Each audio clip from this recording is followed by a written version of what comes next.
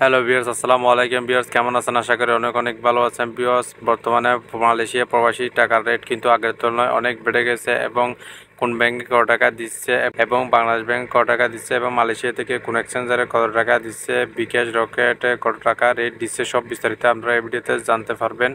অবশ্যই প্রবাস থেকে সঠিক রেটে দেশে টাকা পাঠাতে সবসময় টাকার প্রকৃত বিনিময় মূল্য জেনে টাকা পাঠাবেন, তাহলে আপনার অনেক লাভ বা ফায়দা হবে। চলুন এখন কোন ব্যাংক কত টাকা দিচ্ছে এবং কোন ব্যাংকে সর্বোচ্চ রেট দিচ্ছে সব বিস্তারিত জেনে নেওয়া যাক। চলুন ভিডিওটি শুরু করা যাক।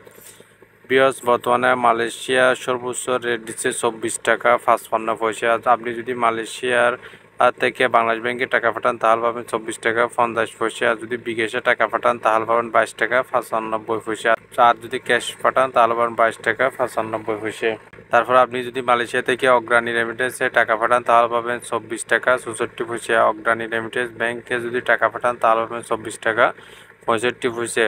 ওয়েস্টার্ন ইউনিয়ন থেকে যদি টাকা পাঠান তাহলে পাবেন 24 টাকা 54 পয়সা। ম্যাক্স মানি এক্সচেঞ্জার থেকে যদি টাকা পাঠান তাহলে পাবেন 24 টাকা 30 পয়সা। যদি আপনি লুলু মানি ট্রান্সফার থেকে টাকা পাঠান তাহলে পাবেন 23 টাকা। তারপর আপনি যদি এনবিএল মানি থেকে টাকা পাঠান তাহলে পাবেন 24 টাকা 50 পয়সা। আর যদি এনবিএল মানি বিকাশে টাকা পাঠান তাহলে পাবেন 24 টাকা 70 পয়সা।